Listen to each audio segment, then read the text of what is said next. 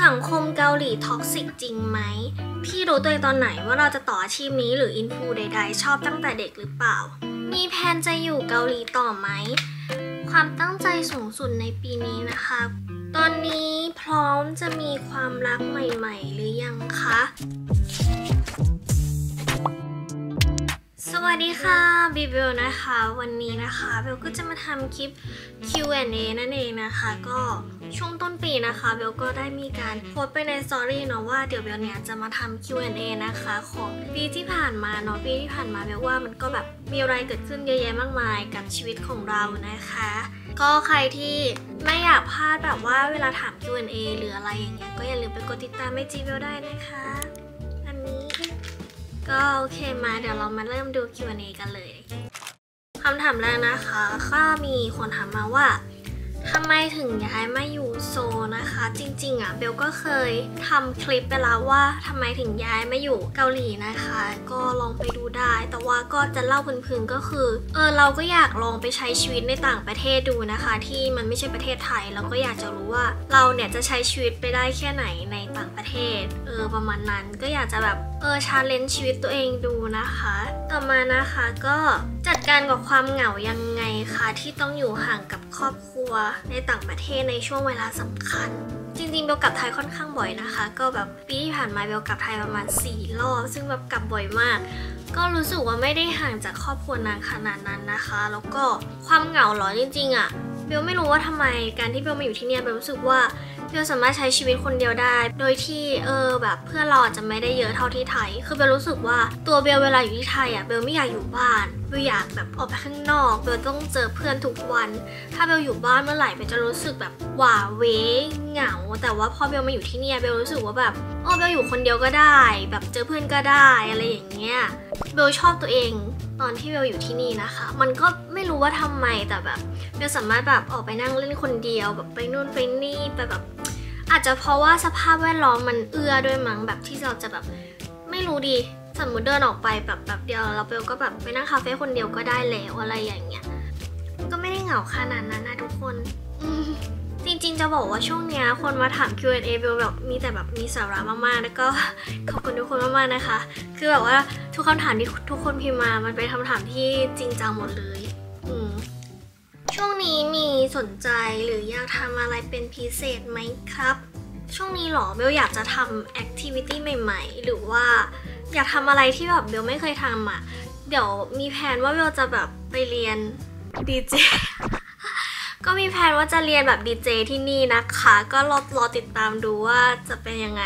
ดีเจบิเบลจริงๆก็เคยเป็นดีเจบิเบลแล้วนะแต่นี้เป็นดีเจบิเบลที่แบบดีเจบิเบลอย่างเงี้ยตอนนี้พร้อมจะมีความรักใหม่ๆหรือยังคะความรักใหม่ๆหรอคือจริงๆแล้วเบลพร้อมตลอด เบลพร้อมตลอดเวลาแต่ว่ามันยังไม่มีคนที่เบลรู้สึกว่าเขาพร้อมกับเบลก็เลยยังไม่มีนะคะจริงๆเบลก็ไม่ได้คบหาดูใจกับใครมาประมาณปีหนึ่งกว่าๆแล้วนะคะคือถ้าสมมติว่าเราเริ่มต้นเจอหรือเริ่มอะไรแบบแป๊บหนึ่งแล้วรู้สึกว่ามันมีจุดที่รู้สึกว่าไม่ได้เบลก็คือจะแบบคัดออกเพราะว่าเบลว่าแฟนคนถัดไปของเบลคือเบลจริงจังสุดๆมากๆเพราะว่าเบลเหนื่อยที่เราจะต้องคบแล้วก็เลิกคบแล้วก็เลิกนะคะเบลก็ไม่อยากเสียเวลาตัวเองด้วยก็เลยแบบค่อนข้างที่จะแบบคิดเยอะแล้วก็ดูเยอะมากๆนะคะแต่ว่าเบลเป็นคนที่ค่อนข้างจริงจังกับความรักนะคะทุกคนนั่นแหละสังคมเกาหลีท็อกซิกจริงไหมจริงๆคนถามมาเยอะมากๆเพราะว่าช่วงก่อนหน้านี้มันก็จะมีดราม่าเกี่ยวกับประเทศเกาหลีแล้วก็ประเทศไทยนะคะเกี่ยวกับคนเกาหลีใจร้ายพูดจาไม่น่ารักบาอะไรอย่างเงี้ยส่วนตัวของเบลนะเบลค่อนข้างเจอแต่คนเกาหลีที่ใจดีไม่ว่าจะเป็นพนักงานหรือว่าการทำงานหรือว่าอะไรต่างๆเนี่ยเบลรู้สึกว่าเจอแต่คนใจดีนะคะแล้วก็จริงๆเบลรู้สึกว่าคนที่มันไม่ดีหรือคนที่มันดีมันมีอยู่ทุกประเทศนะแต่ว่าอยู่ที่ว่าเราอาจจะแบบโคจรไปเจอคนแบบไหนมากกว่าเบลมาเกาหลีเบลก็มีเจอนะที่แบบแย่ๆก็คือแบบอาจจะเป็นแบบพนักงานอะไรอย่างเงี้ยพนักงานบางร้านนะคะที่แบบ มีความแบบไฮคลาสหน่อยอะไรอย่างเงี้ยจริงๆว่าเบลว่ามันมีทุกประเทศนะคะทุกคนก็เบลก็เลยรู้สึกว่าจริงๆมันอยู่ที่ว่าเราจะดึงดูดคนแบบไหนหรือว่าเราจะไปบังเอิญเจอสังคมแบบไหนมากกว่าแล้วเราเลือกที่เราจะเอาตัวเองไปอยู่ในสังคมนั้นต่อหรือว่าเราจะเลือกออกมาสมมติเบลไปงานแล้วเบลเจอแล้วเบลรู้สึกว่าเฮ้ยกลุ่มนี้มันแบบมันแอบท็อกซิกมันแบบมันไม่น่าจะแบบเป็นเฟรนด์แบบว่าสนิทกันได้ถ้าฉันเป็นเฟรนด์กับพวกมันฉันจะต้องแบบรับความท็อกซิกแน่เลยเบลก็จะเลือกที่แบบคีปแบบสเปซก็คือแบบก็เป็นเพื่อนแต่ว่าเราก็ไม่เอาตัวเองเข้าไปให้เขาแบบมาท็อกซิกใส่เราได้เบลว่าตัวเราเองก็ต้องเป็นคนเลือกด้วยว่าเราจะเลือกไปอยู่ตรงไหนพอเราเลือกไปอยู่ตรงที่มันโอเคกับเราเบลก็รู้สึกว่าเราก็จะไม่เจอสิ่งที่ท็อกซิกนะคะทุกคนนั่นแหละเบลก็เลยไม่ค่อยรู้สึกว่าเบลเจออะไรท็อกซิกเพราะว่าเบลเลือกที่จะไม่เอาตัวเบลไปอยู่ในสิ่งที่มันท็อกซิกถ้าเบลเจอก็คือเบลเอาออกมาเลยมันก็เลยแบบไม่ค่อยได้รับผลกระทบอะไรจากตรงนั้นมากต่อมานะคะพี่รู้ตัวเองตอนไหนเฮ้ยแก Q&A เนี่ยมันเป็น Q&A ที่มีสาระมากเลยทุกคนถามแบบมีสาระมากเลยแบบโอ้ my god พี่รู้ตัวเองตอนไหนว่าเราจะต่ออาชีพนี้หรืออินฟูใดๆชอบตั้งแต่เด็กหรือเปล่าอันนี้พูดแบบไม่กักเลยนะทุกคนคือตอนเด็กเบลไม่เคยมีความคิดว่าเบลจะได้มาเป็นคนที่แบบมีแฟนคลับมาถือกล้องหรืออะไรแบบนี้คือมันไม่ใช่อาชีพที่แบบเรารู้ตอนเด็กด้วยแล้วก็ไม่รู้ว่ามันจะมีอาชีพนี้แล้วก็ไม่รู้ว่าเราจะมาเป็นคือตอนเด็กบอกเลยว่าพ่อกับแม่นะคะจะพูดกับเบลเสมอว่าโตไปอย่าไปเป็นดารานะโตไปอย่าไปเป็นนักร้องนะอะไรอย่างเงี้ยเหมือนโดนกรอกหูเพราะว่ามันเป็นอาชีพที่ไม่มั่นคงนะอะไรอย่างเงี้ยเขาจะกรอกหูให้เราเป็นหมอเป็นเภสัชเป็นแบบอาชีพที่มันแบบมั่นคงทุกคนเข้าใจใช่ปะซึ่งเบลเป็นคนที่ไม่มีความสามารถพิเศษถ้าสมมติเบลไปแคสหรือว่าจะไปโชว์อะไรเนี่ยบอกเลยว่าเบลไม่มีความสามารถพิเศษเลยนะคะทุกคนคือแบบไม่สามารถเล่นเปียโนไม่สามารถเล่นกีตาร์ไม่สามารถเล่นอะไรได้เลยก็เลยแบบไม่ได้คิดว่าตัวเองจะมาแบบมาตรงนี้ได้แต่ว่าเหมือนพอขึ้นม.ปลายแล้วก็เหมือนเราลงเพจเริ่มแบบมีคนมาตามอะไรอย่างนี้ใช่ไหมก็เลยมีคนเรียกไปแคสก็เลยไปแล้วเสร็จแล้วอยู่ก็ใกล้กลายเป็นแบบอินฟูเพราะว่าแบบมียอดติดตามใน Facebook นะคะแล้วก็นั่นแหละคืออยู่ๆมันก็มาเป็นไปเองนะคะเบลก็เลยแบบเราไปได้ด้านนี้แล้วเราก็โอเคเพราะเราก็ชอบถ่ายรูปเราชอบความสวยความงามเราชอบแต่งหน้าเราชอบแต่งตัวเรารู้สึกว่ามันเป็นอะไรที่มันเป็นตัวเบลมากๆเบลก็เลยแบบว่าทำมันมาเรื่อยๆนะคะมีแผนจะอยู่เกาหลีต่อไหมตอนแรกเบลคิดว่าเฮ้ยปีเดียวก็คงพอแล้วแหละแต่พอเบลมาเบลรู้สึกว่าเฮ้ยปีนึงมันผ่านไปไวมากเลยเบลยังแบบไม่ทันทำอะไรเลยเบลก็เลยบอกแม่ว่าเบลขออยู่อีกปีนึงละกันอะไรอย่างเงี้ยแล้วก็ปีนี้เบลก็คิดว่าเบลจะแบบจริงจังกับการใช้ชีวิตมากกว่าปีที่แล้วเพราะปีที่แล้วยังมีความแบบเฮ้ยอะไรยังไงประเทศนี้มันจะมีความแบบยังมีความติดเล่น enjoy ในประเทศนี้อยู่นะคะก็เลยจะอยู่เกาหลีต่ออีก1 ปีนะคะแต่ว่างานที่ไทยสามารถเข้าได้นะคะเพราะว่าเบลก็ตั้งใจทำงานมากตั้งใจบินแบบบินบ่อยได้ค่ะ ช่วงนี้อินกับอะไรช่วงนี้เบลอินกับความจัดระเบียบความมินิมอลให้กับพฤติกรรมการใช้ชีวิตประจำวันทุกคนแบบเบลพยายามเปลี่ยนพฤติกรรมในการใช้ชีวิตประจำวันซึ่งเบลชอบมากๆตรงที่อยู่ไทยเบลไม่ทำแต่ว่ามาอยู่นี่เบลทำได้เบลไม่รู้ว่าทำไมเหมือนกันแบบว่าเบลพยายามจะดัดนิสัยตัวเองนะคะในการใช้ชีวิตประจำวันเริ่มจากการเก็บที่นอนซึ่งตอนเนี้ยเบลทำได้ทุกวันแหละการแบบจัดระเบียบเล็กๆในชีวิตถ้าเราทำได้เราก็สามารถที่จะแบบจัดระเบียบชิ้นใหญ่ๆได้นะคะมันก็จะเริ่มจากสิ่งเล็กๆก่อนเบลพยายามที่จะแบบอินกับความจัดมินิมอลให้ชีวิตตัวเองนะคะนั่นแหละเรื่องประทับใจในการย้ายไปอยู่เกาหลีครั้งนี้รู้สึกว่าตอนที่เบลมาเกาหลีรอบเนี้ยเบลเจอแต่เพื่อนที่ดีคนที่ดีเบลเจอคนที่เขาแบบช่วยเหลือเวลาที่เราแบบมีปัญหาจริงๆอะไรอย่างเงี้ยอย่างแบบเจ้าของตึกที่เบลอยู่เวลาเบลมีปัญหาอะไรเขาก็จะแบบคอยช่วยด้วยความแบบเฮ้ยมีอะไรบอกนะมีอะไรบอกนะบอกได้เลยนะด้วยความที่เขาก็รู้ว่าเราแบบเป็นต่างชาติใช่ไหมเขาก็พยายามสื่อสารกับเราถึงเขาจะแบบไม่ได้เก่งกินมากเขาก็จะแบบtranslateให้อะไรอย่างเงี้ยก็เลยแบบน่ารักมากแล้วก็เพื่อนๆที่เจอที่เนี่ยก็มีความแบบว่าช่วยเหลือมากแบบว่ามีอะไรดีเขาจะแบบแนะนำเราอะไรอย่างเงี้ยสมมติว่าบางทีแบบไปซื้ออันนี้มาใช้สิไปทำอันนั้นสิอย่าลืมทำอันนี้นะโหลดอันนี้มาสิมันจะนู่นนี่นะคือแบบเขาบอกเราเองเหมือนเขาอยากแชร์จากสิ่งดีๆให้เบลก็เลยรู้สึกแบบนั่นแหละอันนั้นคือความประทับใจเบลรู้สึกว่าการที่เราแบบไปอยู่ในพื้นที่ใหม่ๆ คือคนรอบข้างสำคัญมากๆแล้วเบลก็แบบรู้สึกขอบคุณมากๆคนรอบข้างที่อยู่รอบเบลตอนนี้ก็คือแบบรักพวกเธอมากเลยถ้าทุกอย่างพร้อมพี่เบลอยากมีครอบครัวตอนอายุเท่าไหร่ถ้าทุกอย่างพร้อมหรอคือจริงๆเบลอยากแต่งงาน25แต่ตอนนี้25จะ26แล้วเบลก็เลยแบบหมอดูบอกว่าเดี๋ยวจะเจอเนื้อคู่ประมาณ27ถ้าเป็นไปได้ก็แต่ง29ได้ไหม บอกถึงสามีในอนาคตเบลอยากแต่งงานแบบตอนยังแบบสวยอะไรเงี้ยไม่อยากแต่งงานเกิน30ตอนที่เบลแบบ 20 ต้นๆอะเบลแบบไม่อยากมีลูกเลยนะแต่ว่าพออยู่ใช้ชีวิตไปเรื่อยๆเรารู้สึกว่าการมีลูกมันก็ดีเนาะอะไรแบบรู้สึกอยากมีลูกผู้ชายนะคะตอนนี้แบบอยากมีลูกผู้ชายนั่นแหละก็ประมาณนั้นมีคนถามเรื่องศัลยกรรมแล้วก็รีวิวทำตานะคะรีวิวทำตาจริงๆเบลทำคลิปแยกไว้ให้แล้วทุกคนสามารถไปดูคลิปนั้นได้นะคะเพราะว่าเบลก็จะตอบละเอียดกว่าแล้วก็ศัลยกรรมที่คนบอกแบบให้อัปเดตแล้วก็หัตถการที่ชอบนะคะศัลยกรรมเนี่ยก็ล่าสุดที่เบลทำมาก็มีตาก็นั่นแหละไปดูคลิปนั้นแล้วก็หัตถการจริงๆหัตถการเบลก็ทำแบบ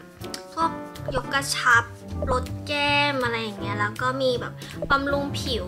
แต่ที่ชอบที่สุดก็คือ In Mode มันจะช่วยแบบลดไขมันตรงแก้มอันนั้นก็แบบชอบที่สุดพี่เบลใช้อะไรบำรุงผิวกายสวยมากจริงๆสกินแคร์เบลอยากแบบมาทำคลิปแยกให้นะคะแต่จริงๆเบลก็ทำคลิปสกินแคร์เยอะมากเลยทุกคนลองแบบไปเสิร์ชดูกันได้เบลทำเยอะมากส่วนผิวมันมีตัวหนึ่งที่เบลชอบมากแต่มันแพงมากเลยแต่ว่าเบลใช้หมดไปละเบลยังไม่ได้ซื้อใหม่เพราะว่าที่เกาหลีมันไม่มีขายมันยี่ห้ออะไรนะมันยี่ห้อเดียวกับน้ำหอมอ่ะเดี๋ยวเบลขอไปดูแบบ So the General หรออ่านไม่ออกอ่ะยี่ห้อนี้เป็นครีมเบลใช้สูตรที่มี AHA นะคะดีมาก